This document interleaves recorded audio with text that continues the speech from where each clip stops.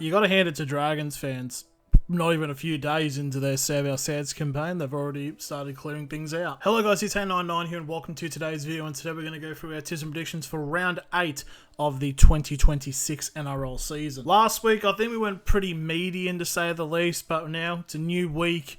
It's a long weekend, obviously. It is Anzac round. There's going to be a lot of traditional rivalries and it's going to be a pretty interesting week to see what does end up happening. So without further ado, let's get into it. Starting off on Thursday night, we have the West Tigers hosting the Canberra Raiders. The Tigers are coming off a 1-point loss to the Brisbane Broncos, whilst the Raiders are coming off a back-to-back win as they knocked the Melbourne Storm to 5 losses in a row. This one should be a pretty interesting game to see what does happen with the West Tigers and how they bounce back from that loss last week, because they were absolutely flying leading into that game. They were still doing very good. It was just a very sort of close game, but it'll be interesting to see how they do respond in this, because I feel like if they are going to be this team that is going to go on and challenge for the title, they need to try to nip any possibility of a losing streak in the butt, and I think they're going to get it done here.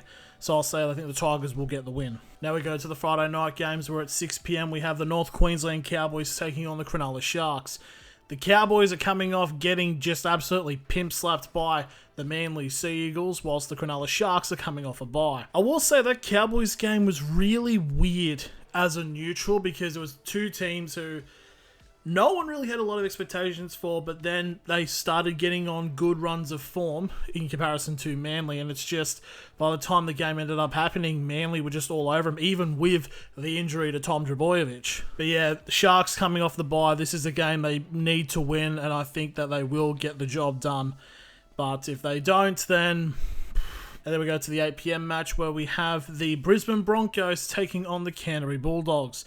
Now, the Broncos are coming off a 1-point win over the West Tigers away from home, whilst the Bulldogs are coming off a loss to the Parramatta Eels. Yeah, just really weird for the Bulldogs. Actually, you did end up seeing the two fans that were offering out, so at least they were, you know, positive and not trying to fight people in car parks and that. But yeah, this will be very interesting to see how the Dogs respond after that loss, because, I mean, they're currently sitting in at 10th and they're currently against a team that's 9th.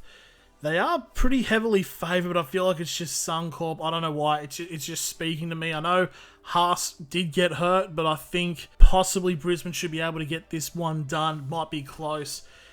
I'll go the outsiders. I'll tip the Broncos. And now we go into the Saturday, the actual Anzac Day matches, where at 4 PM we have the St George Illawarra Dragons taking on the Sydney Roosters. The Dragons are coming off losing to the South Sydney Rabbitohs, which has eventually resulted in Shane Flanagan being sacked, which means I get to use the Jazz getting thrown out of the Fresh Prince of Bel-Air house twice in 3 weeks. And they're taking on the Roosters, who are coming off a good second half against the Newcastle Knights and were able to get the job done. Now, here's the thing. Obviously, everything dictates Roosters should win this handily. But there is the history of teams' first game after sacking their coach winning. But yeah, I don't know. I really want to say, yeah, the Dragons are going to win, but my heart's not in it. I'm going to say the Roosters should be able to get the win. But I think it will be somewhat competitive. Now we go across the ditch for the second of the Anzac matches, where at 6:05 PM we have the New Zealand Warriors taking on the Dolphins. The Warriors are coming off a 28-20 win over the Titans in New Zealand up at Auckland, while the Dolphins are coming off losing in Golden Point to the Penrith Panthers. This could be quite an interesting game, especially with how last year this game ended up, because this was one of the games which eventually started seeing the Warriors start tumbling down the ladder a bit. So I think the Warriors would want revenge there. So I'm going to say, in what could be a pretty close game, not Golden Point, but still very close, I'm going to say that I think it'll be the Warriors who get the job done. And now we go into the final game on Anzac Day, as we have the Melbourne Storm taking on the South Sydney Rabbitohs in Melbourne. The Melbourne Storm are 5 losses in a row and currently see themselves 15th.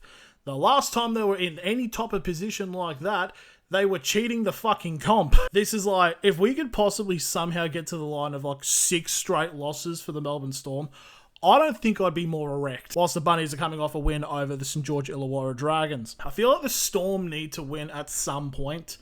I think they've got the players to do it, but it's just not been clicking the last couple of weeks. You know what? I'm going to go with it. Storm are getting their 6th straight loss in a row. The Bunnies are going to do them. And now we go. And now finally we go into the Sunday matches where at 2 p.m.